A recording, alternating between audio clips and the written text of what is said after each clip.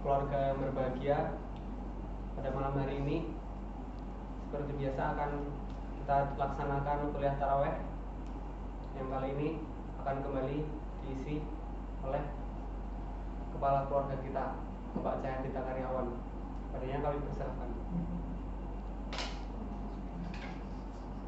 Bismillahirrahmanirrahim. Assalamualaikum warahmatullahi wabarakatuh. Waalaikumsalam warahmatullahi wabarakatuh. Alhamdulillahirabbil alamin wa bihi nasta'inu ala umuri dunya wa din. Asyhadu an la ilaha illallah wahdahu la syarika lah, asyhadu anna Muhammadan abduhu wa rasuluhu la nabiyya ba'da. Allahumma shalli wa sallim wa barik ala nabiyina Muhammad wa ala alihi wa sahbihi wa sallam.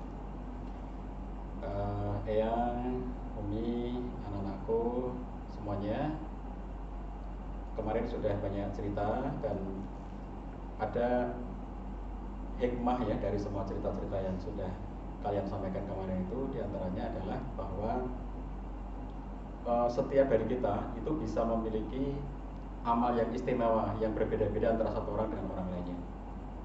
Kemarin misalnya Mbak Putri menceritakan tentang orang yang amalnya istimewa itu karena hatinya sangat bersih, yang tidak ada rasa dengki dan seterusnya itu ya. Itu amal istimewa bagi dirinya. Jadi kita itu tidak bisa beramal sempurna untuk semuanya baik, itu enggak bisa. Makanya di zaman kita hidup ini kita bisa memiliki satu amalan tertentu yang itu nanti menjadi keistimewaan dari setiap dari kita. Itu sejak di zaman Nabi sudah ada ya. Mas Revo cerita tentang Uwais Al-Qarni yang istimewanya itu karena hormatnya pada ibu yang luar biasa. Itu artinya sejak zaman Nabi pun itu juga dikenal bahwa ada orang itu yang istimewanya karena sifat yang tertentu, yang hebatnya itu karena sesuatu yang tertentu tadi itu. Ada sahabat-sahabat Nabi yang kayaknya semuanya hebat gitu ya, tapi ada yang memang hanya beberapa, misalnya kayak Bilal. Bilal itu istimewanya karena dia itu adalah muadzin ya, yang Allahu Akbar, Allahu Akbar gitu.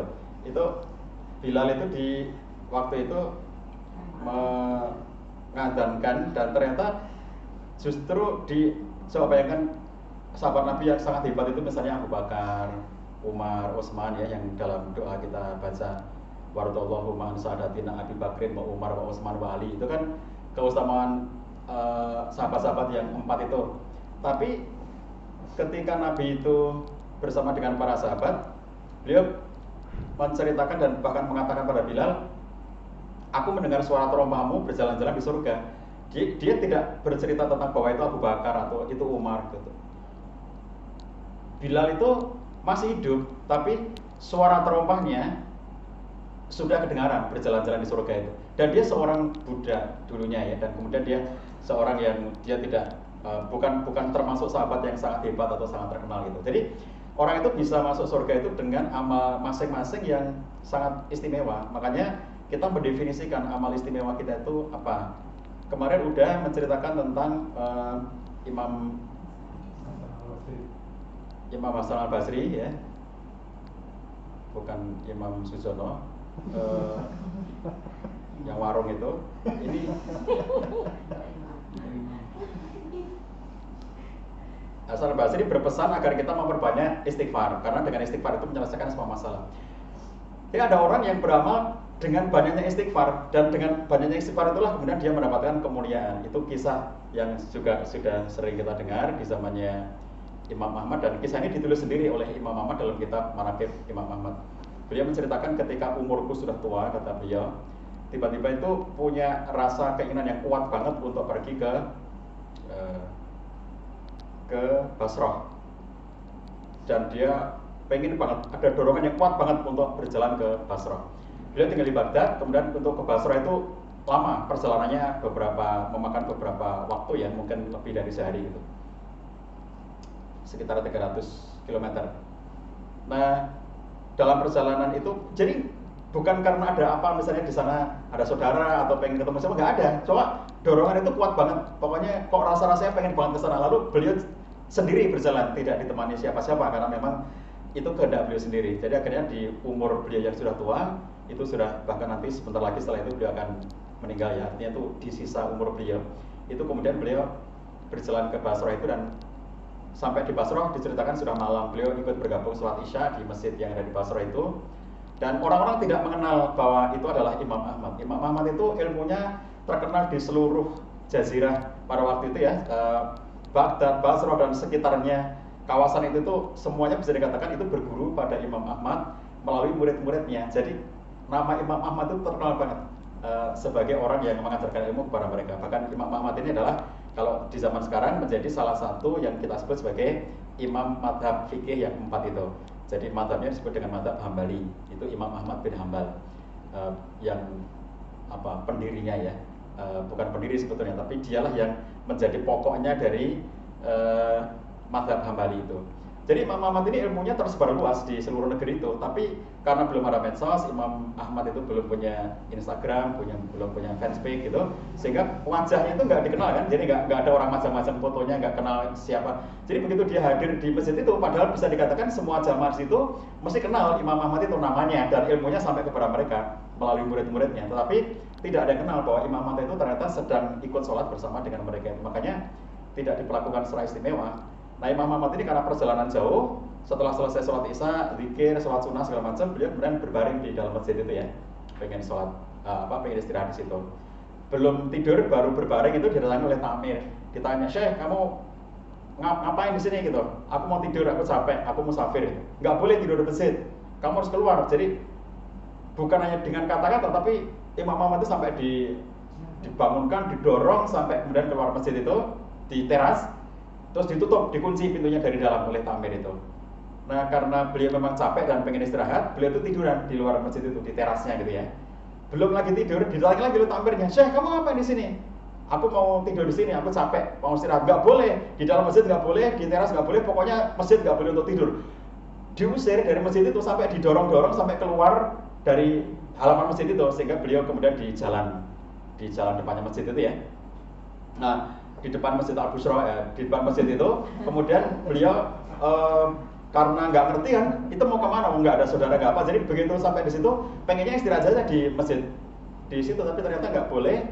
Nah, ngelihat ada adegan seorang tua diceritakan kenapa Imam Ahmad dipanggil Syekh oleh si imam ini tadi. Syekh itu panggilan untuk orang tua. Jadi karena dia sudah berjenggot putih-putih, rambutnya putih-putih gitu, maka Pak Amir ini nggak kenal bahwa itu adalah Imam Ahmad. Dia bilang, Syekh, kenapa kamu di sini? Kamu pergi sana, sambil dorong-dorong sampai di luar, sampai di halaman luar, sampai di jalan. Nah, ada penjual roti yang dia lagi ngadoni roti pada malam hari itu ya, setelah sholat isya itu. Dia ngelihat ada orang tua yang didorong-dorong oleh takmir masjid, diusir-usir gitu. Lalu sesampai di luar itu dia bingung, Imam Ahmad ini mau kemana? Jadi akhirnya diundanglah sama orang itu, Syekh, kesini Syekh. Akhirnya dia datang ke tukang roti itu dan ditanya, kenapa kamu tadi kok diusir sama takmir masjid? Dia ceritakan, aku perjalanan jauh dan aku tidak punya tempat untuk menginap, aku pengen tidur di masjid tapi nggak boleh, bahkan di emper pun nggak boleh. Oh, kalau sekadar ingin tidur, kamu tidur di sini aja. Ini walaupun rumahku nggak luas, tapi kamu boleh tidur di sini. Tapi aku masih kerja, kata dia. Jadi aku akan kamu silakan istirahat, aku tetap kerja menyelesaikan adonan roti ini. Nah, Imam Ahmad nungguin aja, duduk di situ nungguin ngelihat adonan tukang roti itu ya, dia ngadoni, dia membuat roti. Jadi yang menarik bagi Imam Ahmad adalah orang ini itu semua kegiatannya dilakukan sambil istighfar, astagfirullahaladzim, astagfirullahaladzim, astagfirullahaladzim. Jadi dia mengadoni roti, kemudian ada bagian lain yang dia memanggang roti di situ, itu tuh semuanya dengan istighfar. Kalau ditanya dia menjawab, tapi selesai menjawab dia istighfar lagi gitu. Setelah lama dia saksikan dia istighfar terus gitu, ditanya sama Imam Ahmad, kami itu sudah berapa lama istighfar terus kayak begitu itu? Ya semenjak aku jualan roti ini, ya kira-kira 30-an tahun yang lalu sampai dengan hari ini gitu. Jadi dibayangin selama 30 tahun itu dia istighfar terus kayak begitu itu.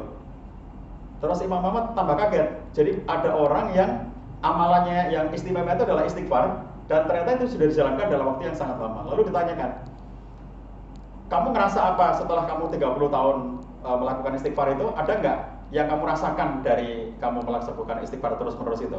Kata dia, setelah saya rutin membaca istighfar itu, saya merasa tidak ada keinginan saya yang tidak terkabul. Semua cita-cita saya, semua keinginan saya itu terkabul. Kecuali satu, kata dia. Apa yang belum terkabul itu? Dari dulu aku pengen ketemu Imam Ahmad, katanya. Jadi seluruh keinginanku sudah tercapai kecuali satu, yaitu pengen ketemu Imam Ahmad. Aku berdoa pada Allah, ya Allah, di umurku ini, selama aku masih hidup, mudah-mudahan kau pertemuan aku dengan Imam Ahmad. Tinggal satu itu aja permintaan aku yang belum dikabulkan oleh Allah SWT. Nah, Imam Ahmad bertanya, betulkah kamu berdoa begitu? Iya, itulah yang doaku yang belum terkabul oleh Allah gitu. Nah, jadi kemudian Imam Ahmad mengatakan, karena doamu inilah aku tadi diusir oleh takmir masjid. Jadi andai saja takmir masjid tadi tahu bahwa itu adalah Imam Ahmad, kira-kira dibolehkan tidur di dalam masjid. Sehingga akhirnya orang tadi gak akan ketemu dengan Imam Ahmad itu. Jadi beliau akan tidur di situ, terus besok beliau pulang mungkin ya ke Baghdad gitu. Jadi nggak ketemu dengan orang itu. Ini satu kondisi yang sebetulnya sedang diceritakan oleh dalam kisah ini sebetulnya adalah bukan kondisinya Imam Ahmad, tetapi kondisinya tukang roti. Jadi kira-kira ingin menggambarkan seperti ini. Bagaimana cara Allah itu ngabulkan doa orang gitu ya? Manusia itu kalau berdoa pada Allah, gimana tuh Allah itu ngabulkan doanya gitu? Jadi gimana caranya mempertemukan itu loh? Allah pengen ngabulkan doanya orang ini tuh. Cuma gimana caranya ketemu? Orang ini jualan roti, tiap hari itu dia ngadoni roti, nggak kemana-mana, di situ aja ngadoni roti kalau malam, kemudian besoknya dia jualan roti, terus begitu, dia nggak pernah pergi kemana-mana. Tapi karena istighfarnya terus-menerus itu, Allah pengen ngabulkan doanya orang itu, sehingga caranya adalah Imam Ahmad itu dikasih ilham oleh Allah SWT, sebuah perasaan yang kuat untuk pergi ke Basrah. Jadi Imam Ahmad sendiri nggak tahu kenapa dorongan itu begitu kuatnya, dan dia berjalan ke Basrah itu. Nah, jadi sebelum meninggalnya Imam Ahmad, Allah pengen mengabulkan doanya tukang roti itu dengan jalan membuat Imam Ahmad itu yang berjalan ke Basrah. Jadi akhirnya bertemulah mereka. Jadi begitu kemudian dia tahu bahwa ini adalah Imam Ahmad, itu satu-satunya doa yang belum terkabul dan terkabul pada malam hari itu. Jadi kalau kita lihat di sini ada orang yang menjadi istimewa dan akhirnya dia mendapatkan pengabulan doa-doanya itu karena istighfar. Orang yang melazimkan istighfar, terus-menerus istighfar kepada Allah SWT, dan itu ternyata menjadi jalan bagi kemuliaan seseorang. Nah, inilah kalau kita lihat ya dari semua cerita-cerita yang sudah kalian sampaikan sejak beberapa hari ini ya kita taraweh itu menandakan kepada kita semua dari kita sesungguhnya kita bisa memiliki amal yang spesifik, yang berbeda-beda, dan itu yang akan bisa mengantarkan kita menuju kepada surganya Allah SWT. Kita tidak pernah tahu kita itu akan dimasukkan surga oleh Allah SWT lewat pintu yang mana. Jadi orang puasa itu dikatakan pintu surganya Ar-Rayyan. Tapi betulkah kita nanti mendapatkan pintu surga Ar-Rayyan? Belum tentu. Bisa jadi karena puasa kita bercacat, puasa kita tidak sempurna, puasa kita ada kekurangannya. Bisa jadi Allah masukkan kita ke pintu surga itu dari pintu-pintu yang lainnya, dari hal-hal yang sederhana. Sampai pun Nabi Sallallahu Alaihi Wasallam itu menceritakan seorang yang banyak dosa dan kemudian dalam satu perjalanan dia menolong seekor anjing yang kehausan dan akhirnya diambilkan air minum karena jauh di bawah itu di sumur, lalu diambilkan dan diberikan minum kepada anjing itu. Ternyata memberi minum anjing yang kehausan tadi itu yang akhirnya menyelamatkan orang ini dan akhirnya dia masuk ke dalam surga. Kita tidak pernah tahu akan dimasukkan ke dalam surganya Allah SWT itu melalui pintu yang mana. Maka pertama, jangan pernah menyepelekan amal walaupun kecil. Yang kedua, hendaknya masing-masing dari kita itu mendefinisikan amal yang paling istimewa kira-kira bagi masing-masing kita itu apa gitu. Yang itu nanti akan bisa menjadi salah satu kebanggaan kita di hadapan Allah SWT. Orang yang diceritakan Mbak Putri kemarin itu ya, kelak dia akan menghadap Allah SWT dengan hati yang bercahaya.